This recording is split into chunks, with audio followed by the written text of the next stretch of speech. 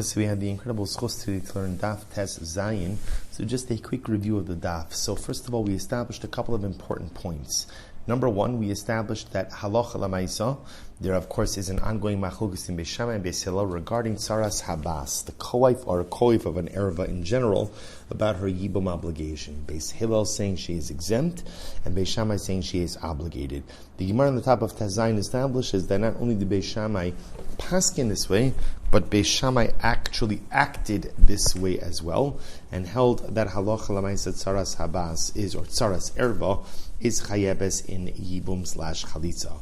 We then got into the incredible story of Rabbi Dosa ben Horkanus, and how the three Rabbanim, Rabbi Yoshua, Rabbi Elazar ben Azariah, and Rabbi Akiva, went to confront him regarding what they thought was his position in support of Beis Shammai. It turns out that after further clarification, it was not Rabbi Dosa ben Horkanus, but rather his brother, Yonasan ben Horkanus, who was the outspoken supporter of Beis Shammai. We learned a variety of different lessons from this episode.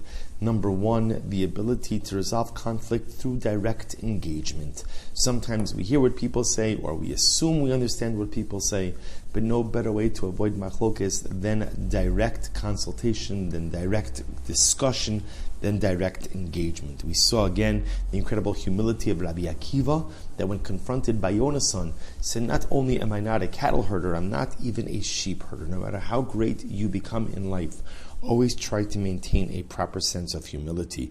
Rabbi Dosa ben Horkanus then went on to say, he gave eidos, Sha'al meducha zu, on this particular grinding stone, Chagai sat and Chagai said three things. Number one, tsaras habas asura, the tsara of an erva ultimately is asra and yibum. Number two, that we go ahead ma'asun ma'isra ani b'shiyas, that we go ahead in the lands of Ammon and Moab, were not consecrated again during Oli Baba. Remember again, the Gemara explained that halacha lamaisa, when the Jews came into Eretz Yisrael under Yoshua, they consecrated, or Moshe and then Yoshua, they consecrated certain lands. There were many of those lands that were not reconsecrated with the leadership of Ezra when they came back to build the second Beis Hamikdash. Chazal actually legislated, interestingly enough, that they not reconsecrate the lands of Ammon and Moab, and they did this for the benefit of the poor. The benefit of the poor, because this way, you got to remember, during a Shemitah year, all land is hefker. Because it's hefker, obviously there's no meiser ani, there's no tithe for the poor, there's no leket, shechacha, and peah.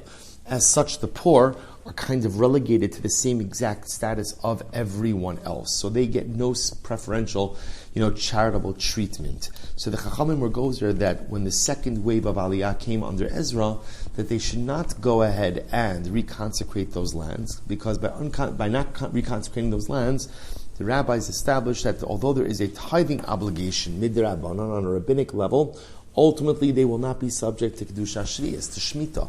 So because of that, the lands of Ammon and Moab provide leket, shechacha, and peah, meiser ani, to be able to support the poor during the Shemitah year. And the last thing that Chagai the Navi said was, to quote over here, "Umekablen gevrim min karduyin umin hatarmudim." So the Gemara then goes that we accept converts led again from the Karduyin and from the Tarmudim. So this then led to an entire machlokes about whether or not the linealogical fitness of the individuals of the Kardumim and the Tarmudim. So there's a little bit of a machlokes, exactly what's the name of the place, but what's the issue? The issue at hand, the Gemara gives two possibilities to the issue. Possibility number one was Avdei Shlomo, that the idea Shlomo HaMelech had many rich servants, and his rich servants utilized their wealth to be able to marry Jewish women. And this reflects the opinion that Eved Haba Bas Yisrael, if a slave fathers a child with a Jewish woman, that child, that offspring is considered to be a mamzer. So apparently, again, it was Talmud, the Tarmudim, and the Karduyim, where the offspring of these unions settled, and therefore they had the status of mamzerim. The second opinion said that this wasn't the result of Avdei Shlomo, but rather, again, it was a result of the armies which invaded Yerushalayim. That as, again, the armies were setting their sights on the gold and the silver and the Mikdash, the soldiers, again, 12,000 soldiers, 18,000 soldiers, but some vast number of soldiers did not set their eyes on the money, but rather they set their eyes on the women, violating the women, and ultimately, again, producing a large number of mamzerim. Now Rashi actually points out afterwards that halacha l'maisa, it seems to be that these individuals married these women. And again, Rashi says over here, Rashi says that halacha l'maisa, they married them, they violated. Rashi says, Kishebo ovdei kochavim unesaum.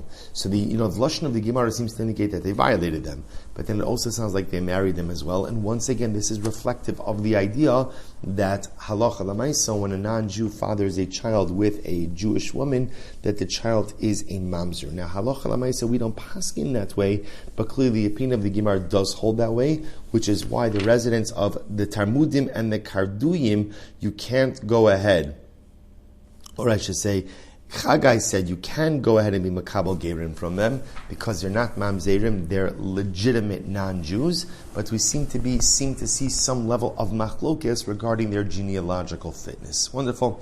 All right, we also had a couple of additional drashas during the psukim. From the psukim, I should say, Nar hayisi gam zakanti velo ra'isi tzadik nezov. So the pashat pshat, the simple pshat, is David HaMelech talking about his life experiences.